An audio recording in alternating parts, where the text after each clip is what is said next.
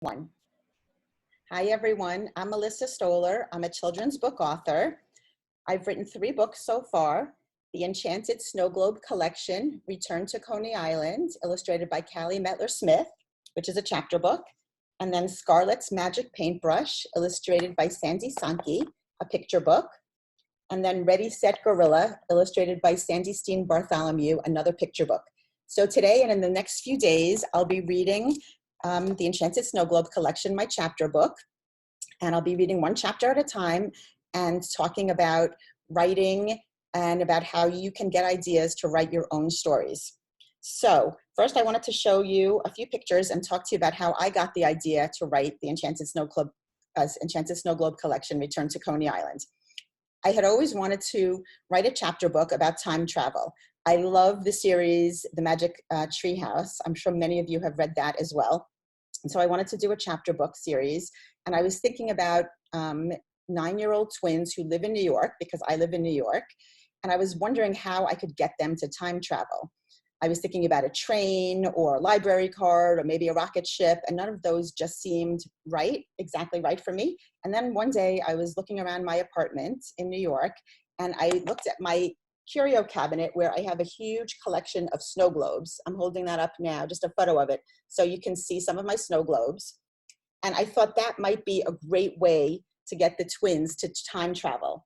And then I thought, okay, where are they going to travel to? And I thought about a story my grandmother, my Nana, had always talked to me about and always told me about how she met my grandfather in the 1920s on a trolley in Coney Island, which is in Brooklyn in New York.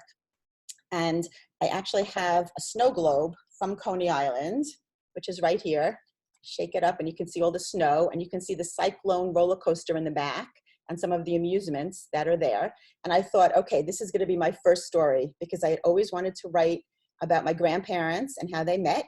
And now I had the snow globe idea to make my time travel chapter book complete.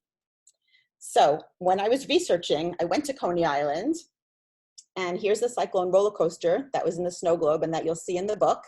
And here's some of my family. I was going to take a ride on this roller coaster, but guess what? It was really huge, and I decided to just take a picture of it instead. But it's really fun. It's an old-fashioned roller coaster. And speaking of my family, here are my 3 daughters, and that's my puppy Molly. I'm going to show her to you live in a minute, and she is featured in the story, as you'll see. And this is a picture of my youngest daughter, Maddie, who loves to read, and I'm sure you all do too. And can you guess who this is? If you guessed me, then you're right. That was when I was about 7 years old. And I love to read and write ever since I was a little girl. And I'm really glad that I'm a writer for children right now. So I'm going to start off reading the story, and then I'll tell you a little bit more about how you can get ideas for your very own chapter book. So I'm ready to share the screen, and you'll see also on the photo, that's Callie Metler-Smith, who's the illustrator for the book. Okay, so there's the Enchanted Snow Globe Collection, Book 1, Return to Coney Island by Melissa Stoller, pictures by Callie Metler-Smith. And I'm getting my furry friend to show you. There's the table of contents, and there's the first page. And you can see, hopefully you can see my puppy. This is Molly. And you can see, she was a little tired. I just woke her up to show you. You can see that Molly is in the photo, and she's a prominent character in the series. And it's interesting. I always like to show students that I had sent Callie, the illustrator, a picture of the real Molly. And you can see she looks a little bit different than the Molly in the book. Okay, I'm putting her down. And I always tell students that that is great, because the illustrator interprets things the way he or she wants to do, and the writer has her own ideas, but it's up to the illustrator to put out the illustrations just the way they choose to do it. So there's the fictionalized Molly, which I love. And there's Nana and Emma and Simon. And those are the 10 chapters. And there's also a family book club guide at the end, which I can talk about as well. So here goes chapter 1, The Sleepover. And you could read along with me. "Ha, I won again," said Emma. She reached her grandmother's apartment door just before her twin brother Simon. "Only because you pushed me out of the way," said Simon, laughing. The twins both rapped on the door using the secret knock, twice quickly and twice slowly. Their parents joined them, holding the sleepover bags. They lived in New York City, only a few blocks from Nana, but overnights were still an adventure. Nana opened the door and reached out to hug Emma and Simon. The smell of cinnamon floated through the rooms. Simon's tummy rumbled. Nana baked the best apple crisp using an old family recipe. "Don't forget to brush your teeth," said Mom. "Now don't give Nana any trouble," added Dad. "Oh, they won't," said Nana, smiling. "I have plenty planned for the evening." And I'm ready for a page turn. Mom and Dad handed them their bags, gave them each a kiss, and left to go to a fancy party. Loud barking echoed from the back rooms as the twins raced inside to pet Molly, Nana's puppy, who was half Maltese and half Shih Tzu. Belly rub time. After playing with Molly for a while, the twins told Nana about a project they were working on for school. "We need to research our ancestors and present a project to our classes," said Emma. "Can we see some of your old photos, Nana?" "Of course," said Nana. "Let's grab the albums from my bookshelf." "I know what would make our ancestors come to life." Emma plopped down on the couch. "A photo collage." "Great idea," said Nana. "And I also have cards and checkers for later. No TV or phones, you two." "Oh, don't worry," said Emma. "I can't wait to beat you in rummy, Nana." "How about backgammon?" asked Simon. "We'll get to it all," Nana said, chuckling as she reached for an album. "In the meantime, look at these photographs of your mother when she was a little girl." "She's younger than we are," exclaimed Emma. She and Simon had just turned 9. Nana pointed to a photo of a man and a woman standing on a boardwalk. The wind blew hair across the woman's face, and the man reached out to brush it away. "These are my parents, Jack and Jessie," explained Nana. "Your great-grandparents. I wish you had known them." "What are they standing in front of, Nana?" asked Emma. "Oh, that's the Cyclone roller coaster in Coney Island," said Nana. "It's one of the most famous roller coasters in the world. My parents met in Coney Island, you know." "I love that story. Tell it again," said Emma. Nana told lots of stories. This was Emma's favorite. "Maybe we can write about this for our ancestor report," suggested Simon. Over dinner, Nana told the story of how her parents, Jack and Jessie, met in Coney Island at the tip of Brooklyn, New York. It was Jessie's 18th birthday, Saturday, June 24th, 1928. She spent the day with her younger sisters, Pauline and Anna, at the Giant Amusement Center in Coney Island. She picked that spot because Jessie loved to eat hot dogs and ride the Cyclone roller coaster, which had opened the year before. Jessie wore her favorite blue and white short dress with a blue hat. She and her sisters took the trolley home from Coney Island to Sheepshead Bay. A handsome young man with piercing blue eyes and suspenders sat down next to Jessie. She threw peanut shells onto his lap to attract his attention and then invited him home to her birthday dinner. The handsome man's name was Jack. He and Jessie were married a few months later.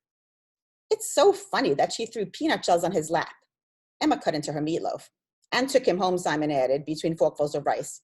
"Yes, people wouldn't do that today, but back then it was a different world," said Nana. "Boy, I wish we could meet them," said Simon, sighing. "I wonder what they were like."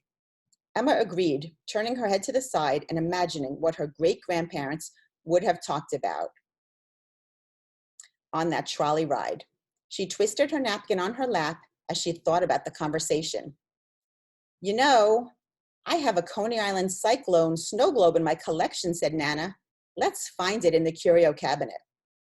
The massive curio cabinet took up an entire wall in the living room. It reached to the ceiling and was made from a dark mahogany wood with thick shelves. Carvings of flowers, leaves, and curlicues covered the outer panels. Nana used a large silver key to unlock the door. The cabinet was filled with snow globes Nana had collected over the years. Big and small globes filled with water, snow sparkles, and scenes of different places. The twins had never paid too much attention to the collection, but now they were curious. They leaned forward to get a closer look. There it was, the Coney Island snow globe with a replica of the Cyclone roller coaster inside. Emma blinked. She noticed a glimmer of light in the snow globe. but when she peeked again, it was gone. "Simon, did you see that?" she whispered. "What?" he asked. "I thought I saw light inside that globe, but I must have imagined it." Simon stared. This time, he saw something too. Nana carefully took the snow globe off the shelf. Simon and Emma took turns holding the snow globe. The glass was thick and the base solid. "This sure is heavy," said Emma as she shook it up and down. The Cyclone appeared almost lost amid the floating snow and swirling sparkles. Then Emma and Simon saw snow particles and swirling silver sparkles dancing in the air outside the globe. How could that be? Emma shook her head quickly. Simon shut his eyes tightly and opened them again. The snow and sparkles lingered in front of them. The twins reached out to touch the cold, whirling specks. Emma gasped. Simon staggered and grabbed her hand. What was happening? Up, up, up they floated. They were twirling through the air, flying through space. Turning around and around, they saw Nana, small and far away. After a few moments, a huge roller coaster appeared in front of them as they gently landed on solid ground. And that's the end of chapter 1.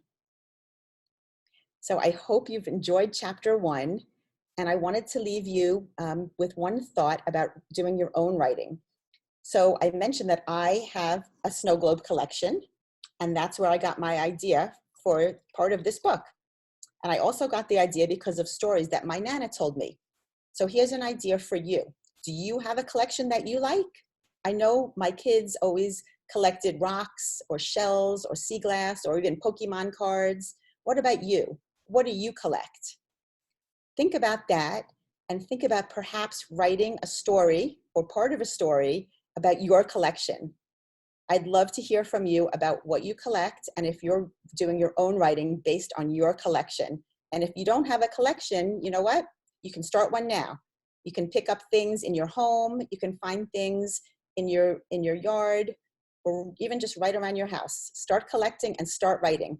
Thanks for listening, and I'll be back really soon with chapter 2 of the Enchanted Snow Globe Collection, Return to Coney Island, and I'm sure Molly, the dog, will be happy to be back with you as well. Thanks for listening. Bye.